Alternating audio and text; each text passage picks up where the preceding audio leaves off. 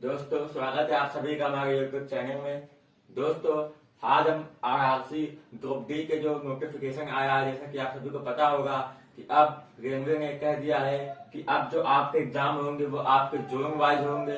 तो यानी कि आरआरसी वाइज आपके एग्जाम कंडक्ट होने वाले हैं। अब तो हम आज के वीडियो में यही जानेंगे कि जो जोन वाइज एग्जाम होंगे आपके, उससे आपको क्या बेनिफिट हो सकता है, नुकसान होगा, ठीक है, कट ऑफ पे उसका क्या असर होने वाला है। और नॉर्मलाइजेशन जो कि बहुत ही बड़ा फैक्टर होता है ग्रुप डी के एग्जाम में, रेलवे के एग्जाम में, उसका जो है अब काम खत्म हो गया है, ठीक है, उसका भी क्या प्रभाव पड़ेगा आपकी तैयारी पे। चौथा पॉइंट यानी कि जो सिलेक्शन स्ट्रेटजी होगी आपकी, कि अब आपको तैयारी किस बेसिस पे करनी है, कैसे आप जो है जॉब पा सकते हैं। वेरी हाई कंपटीशन होने वाला है इस बार ग्रुप डी की जॉब में, और क्या 50 नंबर पे ना के आप सिलेक्शन पा जाएंगे। तो इन सभी बातों को आज हम इस वीडियो में कवर करेंगे।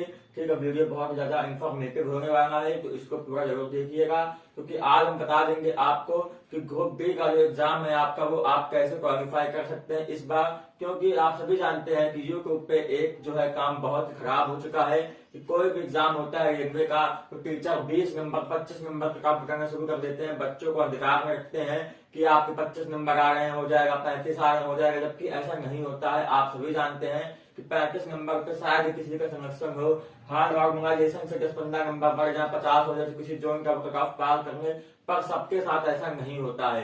तो आज का वीडियो इसी बारे में है। तो बात करते हैं फर्स्ट पॉइंट की। जो फर्स्ट पॉइंट है हमारा कि जोन वाइज एग्जाम का फायदा या नुकसान। तो जैसा कि नोटिफिकेशन में आप सभी पढ़ चुके होंगे कि अब जो एग्जाम होंगे आपके, वे जोन वाइज होंगे, यानी कि आरआरसी वाइज होंगे। तो आरआरसी वाइज एग्जाम होने से क्या नुकसान होंगे, आपको क्या फायदे होंगे, तो इसके लिए जो है मैं आपको एक छोटा सा डेटा बताऊंगा यहाँ पे कि किस जोन में कितने फॉर्म भरे गए हैं और उससे क्या आगे फर्क पड़ेगा। तो उसके लिए मुझे इसको रफ करना पड़ेगा, ठीक है। फिर मैं आपको यहाँ बताऊंगा कि किस जोन में कितनी वैकेंसी है और कितने फॉर्म भरे गए हैं, उस हिसाब से कंपटीशन कितना है वहां पे, ठीक है। तो आइए देखते हैं। तो दोस्तों यहाँ पे मैंने जो है कुछ आरआरबीज की जो है जोन वाइज जो है यहाँ पे कुछ जो है फॉर्म जो अप्लाई हुए हैं वो लिखे हैं। ये सभी एग्जैक्ट नहीं है कि आप नीचे कमेंट में मुझसे कहें कि ये इतनी संख्या नहीं है, इससे कम है, इससे ज्यादा है। आप इसको एग्जाम्पल के बेस पे देख सकते हैं, ठीक है, एग्जाम्पल के बेस पे समझ सकते हैं, ठीक है। बाकी आप जिस भी जोन से बिलोंग करते हो आपको अंदाजा होगा कि उस जोन में कितना कंपटीशन है, कितना फॉर्म भरा गया है। तो ये आप इसको अप्रोक्स में मान सकते हैं, ठीक है। इससे आपका अंदाजा हो जाएगा, ठीक है, और इससे आपको फायदा हो जाएगा कि आप समझ सकेंगे कि आपके जोन में कितना कंपटीशन है, ठीक है, पर सीट पे। तो उससे आपको जो तैयारी होगी उसमें भी फायदा मिलेगा कि आपको कितना और अच्छे से प्रिपरेशन करना है। तो यहाँ पर कुछ जोन के मैंने जो है ये लिखे हुए हैं, संख्या लिखी हुई है, कितने फॉर्म भरे गए हैं। तो जैसा कि आप सभी देख सकते हैं, नॉर्थ रेलवे में जो है 21,17,26 लाख फॉर्म भरे गए हैं, ठीक है। तरीके से वेस्टर्न रेलवे में भी देखिए यहाँ पे इतने फॉर्म भरे गए हैं। तो सभी जो में अब इसमें देखिए आपको फायदा नुकसान कहाँ पे है, ठीक है। नुकसान कहाँ पे है? नुकसान वहां पे है उन लोगों का है जिनके जोन में ज्यादा फॉर्म भरे गए हैं, ठीक है, जिनके जोन में ज्यादा फॉर्म भरे गए हैं। क्यों? क्योंकि अब रेलवे ने कहा है कि आपका जोन वाइज एग्जाम होगा। यानी कि मान लीजिए कि पहले जो है वेस्टर्न रेलवे का एग्जाम हो रहा है, वहां पे फॉर्म की संख्या ज्यादा भर दी गई है, मतलब ज्यादा बच्चों ने फॉर्म भर दिया है। तो अब उनका एक दिन में तो एग्जाम पॉसिबल नहीं होगा। कहने का मतलब ये है कि एक शिफ्ट में तो एग्जाम हो नहीं पाएगा उनका, तो उनका 2 या 3 शिफ्ट में मैक्सिमम जा सकता है। तो वहां पे उनको नुकसान क्या होगा कि भाई अब टीसीएस तो एग्जाम नहीं करवा रही है, इस बार एनएससीआईटी करवा रही है। और एनएससीआईटी कैसी कंपनी है वो आप सभी को पता है, उसका कोई भरोसा नहीं है, ठीक है। आरपीएफ असाई का जो भी एग्जाम हुआ था उसका भी अगर आप रिव्यू करेंगे तो वहां देखेंगे आपको कि अगर फर्स्ट शिफ्ट का जो पैटर्न था सेकंड में भी सेम था और थर्ड में भी सेम था डे 1 के हिसाब से। तो ऐसा भी कुछ एग्जाम करा देती है एनएससीआईटी, कोई भरोसा नहीं है उसका, ठीक है, अजीब सा उसका कुछ सिस्टम है। तो टीसीएस इस बार एग्जाम नहीं करवा रही है। तो यहाँ पे काफी ज्यादा चांसेस हो जाते हैं कि एग्जाम के जो क्वेश्चंस हैं उनमें डिफिकल्टी में होंगे, तो बहुत ज्यादा इजी हो सकता है या बहुत ज्यादा हार्ड हो सकता है, ठीक है। क्यों? क्योंकि अब जिनका फर्स्ट शिफ्ट में एग्जाम था, मानिए उनका जो है ज्यादा इजी पेपर आ गया, तो वो 90 क्वेश्चन करके आ गए। पर इस बार नॉर्मलाइजेशन तो है नहीं, परसेंटाइल मैटर है। और उसमें क्या होगा, अगर आपका शिफ्ट थर्ड में पड़ गया और पेपर टफ आ गया, तो अगर आपने शिफ्ट वन से जो है 90 प्रश्न सही किए, ठीक है, और आपके शिफ्ट थर्ड वाले किसी बच्चे ने, ठीक है, अगर 78 क्वेश्चन भी सही किए तो परसेंटाइल मेथड में ये दोनों कहीं ना कहीं सेम हो जाएंगे। ठीक है, समझ गए आप? ये दोनों कहीं ना कहीं जाके सेम हो जाएंगे, 90 नंबर वाला बच्चा और 78, क्योंकि अब यहाँ पे नंबर नहीं देखे जाएंगे आपके कि आप 78 नंबर लेके आए हैं। अब आपका परसेंटाइल देखा जाएगा। परसेंटाइल का जो मेथड है वो उससे आप जो है नंबर आके जाएंगे। नंबर से मतलब नहीं होगा कि आप 90 अंक लेके आए हैं, 78 लेके आएंगे ऑर्गेनाइजेशन में बढ़ेगा, नहीं। परसेंटाइल मेथड होगा। हो सकता है आपकी शिफ्ट इजी हो, जो आपके टॉपर का स्कोर हो 96 गया हो, तो वहां पे जो आपके परसेंटाइल मेथड में जरूरी नहीं है कि आपके 90% ही बने, हो सकता है आपके 80% बने। और यहाँ पे ये बच्चा जो 78 नंबर लेके आया है, हो सकता है इसके टॉपर का स्कोर ही 80 बन गया हो। ठीक है, या खुद ही अपने आप में टॉपर हो, तो इसका परसेंटाइल में कितना स्कोर हो जाएगा? 100% हो जाएगा। क्यों? क्योंकि इसके ऊपर तो कोई बच्चा है ही नहीं, इसलिए टॉप कर दिया अपने शिफ्ट में, तो इसका 100% हो गया। आप 90 नंबर ला के 80 पर कट गए, तो यहाँ पे इसको ज्यादा बेनिफिट होगा, आपको नहीं। तो ये जो है एक नुकसान है आप सभी का कि अगर आप ऐसे जोन में फॉर्म भरा है जहां पे संख्या बहुत ज्यादा है और 2 या 3 या 4 शिफ्ट में एग्जाम आपका हो रहा है, और वहां पर अगर पेपर काफी ज्यादा ऊपर नीचे हो गया, तो अब आप समझ सकते हैं आपके साथ कैसा हो जाएगा। ठीक है, तो उसी लिए यहाँ पे कुछ ऐसे भी जो होंगे जहाँ पे जो है बहुत कम फॉर्म भरे गए हैं। ठीक है, तो उनका एग्जाम तो एक दिन में हो सकता है, एक दिन में 2 शिफ्ट होंगी, तो हो सकता है उनका एग्जाम एक दिन में ही हो जाए, तो उनको इतनी दिक्कत नहीं होगी। ठीक है, दिक्कत कहाँ पे होगी? जो मैंने आपको बताया अभी कि जिनके जोन में ज्यादा फॉर्म भरे गए हैं। अब ज्यादा फॉर्म में देखिए क्या नुकसान हो जाएगा आपको कि अब आपका कंपटीशन भी बढ़ जाएगा। अब आपके ऊपर एक मेंटली प्रेशर भी आ जाएगा कि हो सकता है कि जो दूसरी शिफ्ट में बच्चा पेपर देने आया उसका पेपर मुझसे टफ आ जाए, वो मुझसे 5-6 क्वेश्चन कम करके मुझसे 6-7% ज्यादा नंबर ले जाए। यहाँ तक आपको नंबर ध्यान नहीं देना है। ठीक है, ये नहीं सोचना कि आपने कि वो 90 सिर्फ आसान शिफ्ट 90 कर दूं, टफ है तो 65 कर दूं, नहीं। अब यहाँ पे सारा खेल परसेंटाइल मेथड का हो जाएगा। ठीक है, क्यों? क्योंकि जो है अगर आपका शिफ्ट टफ आ गई, ठीक है, तो आपके 78 नंबर भी इजी वाले 90 से ज्यादा भारी हो जाएंगे। क्यों? क्योंकि परसेंटाइल मेथड का फॉर्मूला कंसेप्ट ही ऐसा है कि उसमें जो है वो आपके टॉपर का स्कोर से आपको कंपेयर कर देगा। अगर आप अपने टॉपर के स्कोर के आसपास हैं तो आपका परसेंटाइल जो है वो 78 से काफी बढ़ जाएगा अगर आप 78 में आ रहे हैं तो। और वहीं पे अगर आप 90 भी लेके आ रहे हैं और टॉपर का स्कोर 96, 97 गया है अगर, तो भी सोचिए आप कितना पीछे हो गए। क्यों? क्योंकि रेलवे में तो 0.0001 की भी बहुत ज्यादा अहमियत होती है। तो यहाँ पे ये कुछ इसके जो है नुकसान बताया मैंने आपको। फायदा मैंने क्या बताया? फायदा इसका ये है कि जैसे कि मैंने आपको बताया कि जो पढ़ने लिखने वाले बच्चे होते हैं जो बहुत ज्यादा प्रिपरेशन करके जाते हैं, ठीक है, उनका आपने देखा होगा कि 75 उनमें जो है रॉ मार्क्स लेके आ रहे हैं, पर ऑर्गेनाइजेशन में आसान से उनके नंबर माइनस हो जाते थे। तो यहाँ पे ये वाला खेल अब खत्म हो जाएगा कि जिसके 50 नंबर आ गए उसके 22 बढ़ गए, जिसके 49 आ गए उसके 23 बढ़ गए, जिसके 80 आ गए उसके 2 कम हो गए। तो ये इन सब से छुटकारा मिल जाएगा आपको। ये जो वैज्ञानिक पद्धति थी नॉर्मलाइजेशन की, जो ब्रह्मा जी बताते थे कि किसका बढ़ाना है किसका घटाना है, वो खत्म हो जाएगा। अब यहाँ पे परसेंटाइल मेथड आ जाएगा और इस बार ये बहुत बड़ा फैक्टर हो जाएगा आपके एग्जाम में, क्योंकि ये जो है बहुत सारे बच्चों के लिए काफी कंफ्यूजन भरा है और इसमें आप कंफ्यूजन हो ही जाएगा क्योंकि आपको अंदाजा ही नहीं है कि आप 90 नंबर ला के भी क्या जॉब पा जाएंगे। वहीं 78 वाला जो है उसकी शिफ्ट टफ हो गई अगर, तो भी इसको बहुत ज्यादा फायदा हो जाएगा। तो यहाँ पे फायदा जो है यही है कि जो जिनका जो ऐसे जोन में जहाँ पे कम फॉर्म भरे गए, जिनका एक ही दिन में एग्जाम हो जा रहा है या एक ही शिफ्ट में एग्जाम हो जा रहा है ऑल ओवर इंडिया में, तो उनके लिए इतनी कोई दिक्कत नहीं होगी क्योंकि सबका पेपर एक ही जैसा आया है। अब वहां पे चाहे इजी हो चाहे टफ हो तो भी उनको दिक्कत नहीं होगी। पर जहाँ पे 3-4 शिफ्ट में पेपर होगा वहां पे NSCIT जाने की कैसा एग्जाम आएगा, तो उनके अंदर काफी जो है सरदर्द हो जाएगा यहाँ पे। ठीक है, तो ये जो है सभी जोन का मैंने लिखा, ये अप्रॉक्स में है, एकदम एक्यूरेट नहीं है डेटा, कुछ आगे पीछे हो जाएगा, पर आपको अंदाजा हो जाएगा कि जो है इतना कंपटीशन आपके जोन में है तो आपको प्रिपरेशन कैसे करनी चाहिए। ठीक है, तो परसेंटाइल मेथड जो है वो काफी जो है इस बार एक जो है अनोखा फैक्टर हो जाएगा सभी रेलवे के बच्चों के लिए जिन्होंने एग्जाम दे चुके हैं एक बार, क्योंकि उनको उसी नॉर्मलाइजेशन की आदत है। वो जानते हैं कि पेपर मेरा टफ आया है, अगर मैं कुछ क्वेश्चन छोड़ भी देता हूँ तो मुझे 5-10 नंबर आगे बढ़ के मिल जाएंगे। पर इस बार तो ऐसा कुछ है ही नहीं। अगर आपका एग्जाम भी टफ आया है तो भी आपको जो है कहीं ना कहीं आपके मन में ये होगा कि हो सकता है मेरा टॉपर का स्कोर मुझसे कहीं ज्यादा हो तो मेरा परसेंटाइल वहां पे कम हो जाएगा। तो ये भी एक बड़ा फैक्टर हो जाएगा। तो ये है जो जोन वाइज एग्जाम होगा आपका, तो उसके फायदे और नुकसान, ठीक है। पर इन सबसे भी जो एक चीज ऊपर है वो ये है कि आपकी प्रिपरेशन कितनी है, ठीक है। अगर आप जो है कितना भी आपका इजी शिफ्ट है तो आप यही समझिए कि आप उस शिफ्ट के टॉपर क्यों ना हो। अगर आप उस शिफ्ट के टॉपर हैं तो आपका स्कोर 90 अबव परसेंटाइल में पहुंच जाएगा, तो भी आप जॉब पा जाएंगे। आप खुद को किसी से कम मत समझिए कि मैं टॉपर नहीं बन सकता। क्यों नहीं बन सकते आप टॉपर? आप इतनी अच्छी प्रिपरेशन करके जाइए, वहां पेपर के वक्त ही सब कुछ डिसाइड हो जाएगा कि आप कितने पानी में हैं, ठीक है।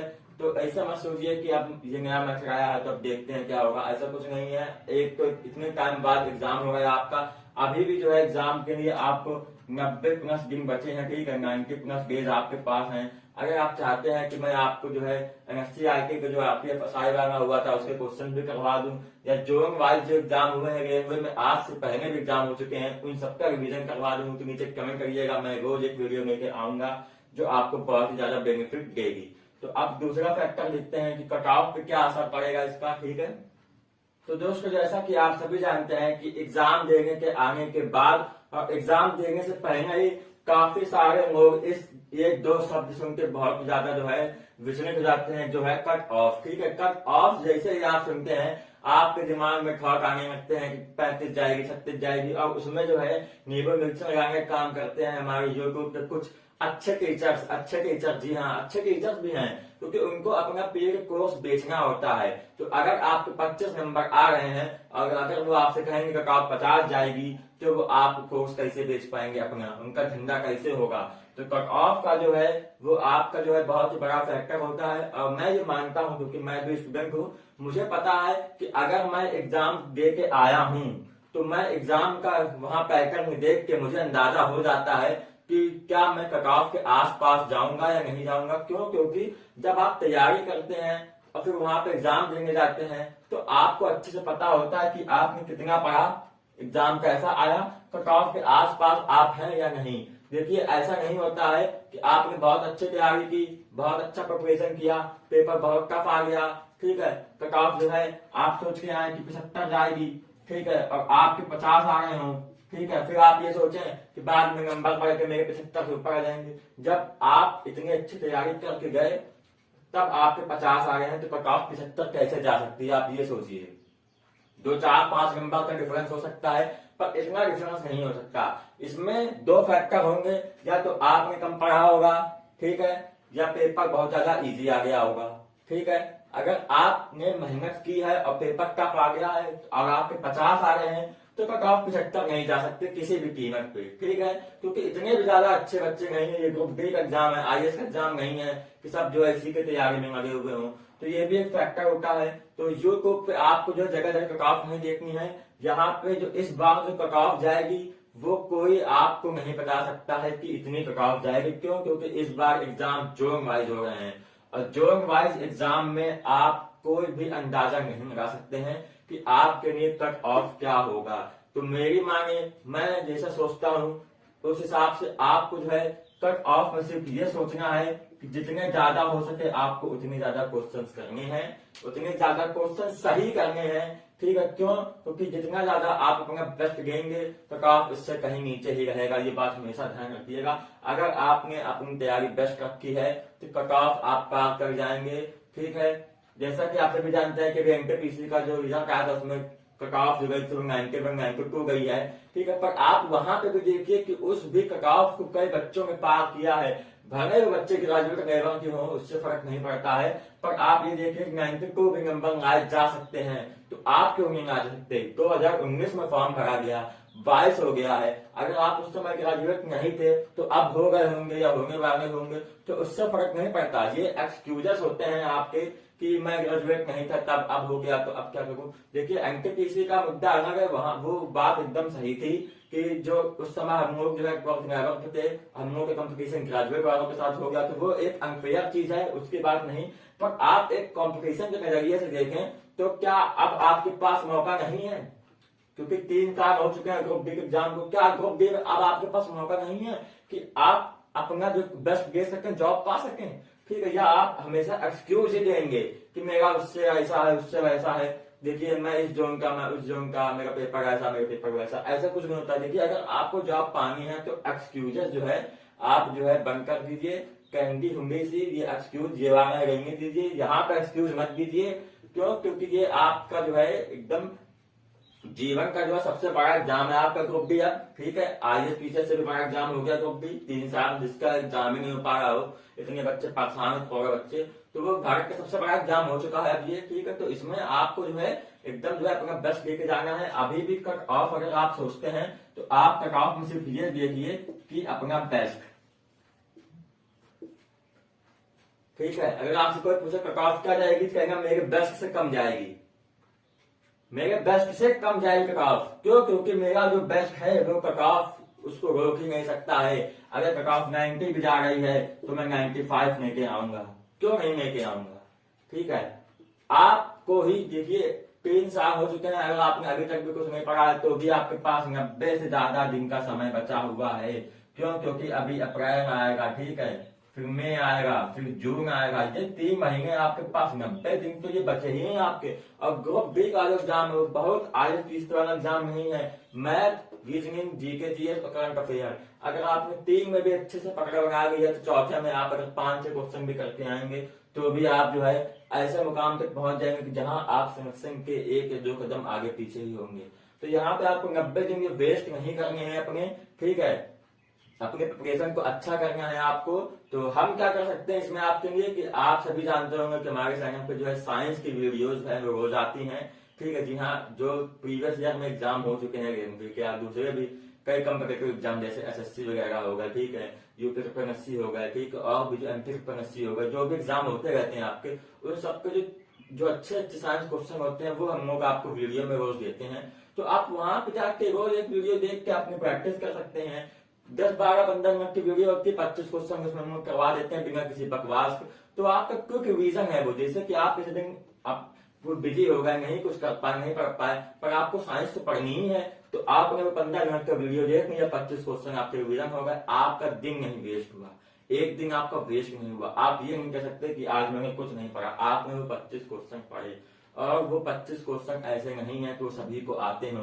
अगर आपको मजाक लग रहा हो तो आप हमारी शुरुआत से वीडियोस देखिएगा और किसी भी आप वीडियो में ये कमेंट करके बताइएगा कि मेरे 25 में 24 आ रहे हैं या 22 आ रहे हैं। नहीं, बहुत ही कम बच्चे होंगे कि 2% जो सभी क्वेश्चन का जवाब सही दे पाएंगे। क्यों? क्योंकि इतने भी इजी क्वेश्चन नहीं है। ठीक है, मैं जानता हूँ वो क्वेश्चन बहुत ही अच्छे अच्छे हैं, एग्जाम में आ चुके हैं, रिपीटेड होते हैं। ठीक है, तो आप उनको वहां से करिए। और अगर आप चाहते हैं मैथ की मेरी वीडियो, ठीक है, तो उसके लिए आपको कमेंट करना पड़ेगा, वीडियो को शेयर करना पड़ेगा। और मैंने साइंस के न्यूमेरिकल जो होते हैं, हाइड्रोकार्बन, लो कंसेप्ट, उन पर वीडियो बना रखा है, आप एक बार जाके देखिए, उसको भी आपको खुशी मिलेगी। तो यहाँ पे कट ऑफ जो है वो आपको इस बार नहीं सोचना है, क्योंकि कट ऑफ इस बार नॉर्मलाइजेशन के बेस पे नहीं होगा, परसेंटाइल मेथड पे होगा। तो वहां पे आपको अपना बेस्ट ही देना है। अब वो आपकी किस्मत है कि आपके सिर्फ टफ आ गई अगर बाई चांस, तो आपको वहां फायदा हो जाएगा। पर अगर इजी आ गई तब आप क्या करेंगे? तब आपको एक भी क्वेश्चन मिस नहीं करना है, पूरा अपना बेस्ट देके आना है। ठीक है, तो कट ऑफ का ये असर हो गया। अब हम लोग देखते हैं तीसरा इसका जो फैक्टर है वो देखते हैं। ठीक है, तो अब यहाँ पे तीसरा पॉइंट ये है कि नॉर्मलाइजेशन का खेल खत्म हो चुका है। जी हाँ, कुछ बच्चे जिनकी शिफ्ट टफ आ जाती थी, 50 क्वेश्चन करते थे, 49 नंबर आते थे या 45 नंबर लेके आते थे, 20, 22 नंबर उनके पड़ जाते थे। और वहीं जो अच्छे बच्चे थे उनकी शिफ्ट आसान होने के कारण उनके नंबर कम हो जाते थे। तो यहाँ पे एक बहुत ही बड़ा आपको फायदा हो गया है। अब ये फायदा उन्हीं बच्चों को हुआ है जो कि पढ़ते हैं, क्योंकि उनके लिए ये बहुत अच्छी चीज हो गई है। नॉर्मलाइजेशन जो है अब वो खत्म हो गया है। क्योंकि अगर वो 80 भी क्वेश्चन करके आ रहे हैं तो भी उनके मन में डाउट होता था कि मेरा होगा कि नहीं होगा। क्यों? क्योंकि हो सकता है कि उनकी सिर्फ आसान आ गई हो, उनके नंबर कम कर दिए जाए। वहीं दूसरा बच्चा जो 65 करके आ रहा है, अगर उसके 64 नंबर है तो हो सकता है उसके 20-22 बढ़ जाए, तो वो आपके एकदम पास आ जाता था। तो इसमें बहुत बड़ा एक फैक्टर था नॉर्मलाइजेशन का, जो जिसके साथ बहुत से बच्चे जो है वो परेशान हो चुके थे कि इसको खत्म हो जाना चाहिए, और वही हो चुका है। अब जो है अब ये आपकी जो है मेहनत के ऊपर डिपेंड है, क्योंकि परसेंटाइल जो मेथड है आपका वो आपका जो है एकदम फेयर मेथड है। इसमें बहुत ज्यादा आपके नंबर नहीं बढ़ेंगे, नंबर ही नहीं बढ़ेंगे, क्योंकि जो नंबर आपके आएंगे वो इसको परसेंटाइल में कन्वर्ट कर देगा कि आपके शिफ्ट का जो टॉपर है उससे आप कितनी दूरी पे हैं, तो उतना ही जो है परसेंट आपका बन जाएगा। ठीक है। अगर आप अपनी शिफ्ट के टॉपर के आसपास हैं तो आप ये समझिए कि आप 90 अबव परसेंटाइल पे हैं, ठीक है। और 90 अबव परसेंटाइल पे आपका ग्रुप डी में सिलेक्शन बहुत ही आसानी से हो जाएगा बिना किसी दिक्कत के, ठीक है। तो इसमें जो है आपका सबसे अच्छा फायदा अब ये है कि अब आपको सिर्फ पढ़ाई पे फोकस करना है, ठीक है। आपको ये नहीं सोचना है कि मैं एक क्वेश्चन छोड़ू तो मेरा वहां 4 नंबर बढ़ेगा, 2 क्वेश्चन छोड़ू तो मेरा वहां 5 नंबर बढ़ेगा, या मेरी शिफ्ट आसान है तो मैं 5 एक्स्ट्रा क्वेश्चन करना पड़ेंगे क्योंकि मेरे 2 नंबर कम हो सकते हैं। ऐसा कुछ नहीं सोचना है, क्योंकि मैक्सिमम आपका जो है 1 या 2 दिन में सभी आरआरसी के एग्जाम हो जाएंगे, क्योंकि इतने ज्यादा जो है आपके है ही नहीं कैंडिडेट कि एग्जाम ऑल ओवर इंडिया में 2 दिन के अंदर हो ही ना पाए, तो बहुत ज्यादा फर्क नहीं पड़ेगा वहां पे। अब आपको जो है सिर्फ जो है अपनी प्रिपरेशन पे ध्यान देना है। बात करते हैं चौथे पॉइंट की तैयारी कैसे करें, जीरो से शुरू करो। जी हाँ दोस्तों, अभी भी कुछ बच्चे ऐसे होंगे जो थोड़ा बहुत रोज पढ़ते होंगे या हफ्ते में 2-3 दिन पढ़ते होंगे, पर वो पढ़ रहे होंगे, ठीक है। उनके मन में ये है कि मुझे ग्रुप डी का एग्जाम देना है या अपना कोई दूसरा एग्जाम देना है, तो वो पढ़ते होंगे, उनकी तो हैबिट बनी हुई है, तो उनको यहाँ पे दिक्कत नहीं आएगी, ठीक है। पर जो बच्चे जिनको अभी जीरो पे है, जो ठीक है, जीरो पे मतलब ये नहीं उनके जीरो अंक आ रहे हैं, ऐसा कोई नहीं होता जिसके जीरो आए, 20-25 अंक तो आ जाते हैं लोगों के, पर जीरो का मतलब ये जिन्होंने प्रिपरेशन अपनी स्टार्ट नहीं की है, ठीक है, एकदम सीरियस नहीं है, वो आप क्या कर सकते हैं कि आपके 90 दिन का समय है आपके पास, 90 प्लस दिन का यहाँ पे, ठीक है, 90 प्लस डेज आपके पास समय है। और इतना समय ग्रुप डी के लिए बहुत इनफ होता है, बहुत ज्यादा इनफ होता है, ठीक है। अगर आप 90 दिन सिर्फ ये सोचे कि मुझे ग्रुप डी का एग्जाम पास करना है, बिना किसी परेशानी के आप पास कर जाएंगे। सिर्फ आपको रोज जो है 3 से 4 आवर जो है बस आपको देने हैं, बस आप अपना एग्जाम पास करना है ग्रुप डी का। तो अब आपको तैयारी करनी कैसे, देखिए अब आपको जो है ये जोन वाइज एग्जाम हो चाहे दुनिया वाइज एग्जाम हो, एग्जाम जो है वो आपका उसी पैटर्न पे होगा, एनएससीआईटी एग्जाम में या टीसीएस में क्वेश्चन आपके उसी पैटर्न पे होंगे, ठीक है। आईआईटी क्वेश्चन आपसे नहीं पूछे जाएंगे ग्रुप डी के एग्जाम में, तो आपको इसमें दिमाग नहीं लगाना है। हाँ, एनएससीआईटी एग्जाम आप करने रही है तो आप ये कह सकते हैं कि जो उसके प्रीवियस एग्जाम हुए हैं उनके प्रैक्टिस लगा के जा सकते हैं, जिससे आपको अंदाजा हो जाएगा कि एनएससीआईटी ऐसे भी क्वेश्चन पूछ लेती है, ठीक। बाकी जो है टीसीएस से अच्छी कंपनी अभी तक भारत में कोई नहीं है एग्जाम के मामले में, क्यों? क्योंकि उसका जो एग्जाम पैटर्न होता है वो काफी हद तक बहुत ज्यादा अच्छा है एनएससीआईटी से। तो अगर आप टीसीएस के भी क्वेश्चन लगा के जा रहे हैं तो भी आपकी तैयारी में कोई कमी नहीं है, ठीक है। तो अब आपको एनएससीआईटी टीसीएस में कंफ्यूज नहीं होना है।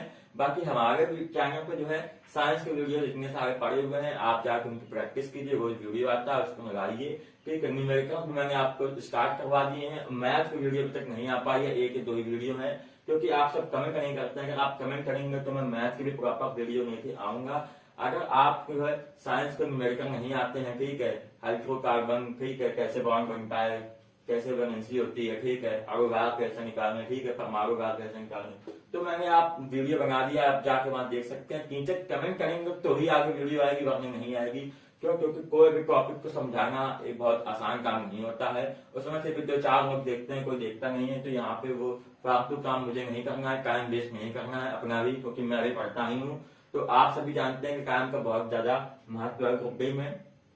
अगर आप एसएससी की प्रिपरेशन कर रहे हैं तो आपको ग्रुप डी का एग्जाम काफी ज्यादा डिफिकल्ट नहीं होने वाला, क्योंकि वहां पे आपको 1 घंटे मिलता है, यहाँ पे 30 मिनट आपको एक्स्ट्रा मिलते हैं, ठीक है, उतने ही क्वेश्चन के लिए। तो यहाँ पे उनको भी काफी फायदा होगा। पर जो सिर्फ बच्चे सिर्फ ग्रुप डी के स्पेशल इंतजार में है, उनके लिए अब मौका है कि अपनी तैयारी को जीरो से स्टार्ट कीजिए। रोज जो है आप जो है 20-30 क्वेश्चन मैथ्स के करिए, 20-30 साइंस के करिए, एक पैटर्न पे काम कीजिए, ठीक है। अगर आप जो है आपके सिलेबस ही नहीं पूरा हुआ तो आप 45 से 50 दिन में सिलेबस पूरा कर सकते हैं अपना, मैथ का और रीजनिंग का कोई भी हो, 45 से 50 दिन में आप सिलेबस पढ़ सकते हैं पूरा। उसके बाद जो टाइम बचेगा आप उसमें मॉक टेस्ट कीजिए, प्रीवियस ईयर कीजिए।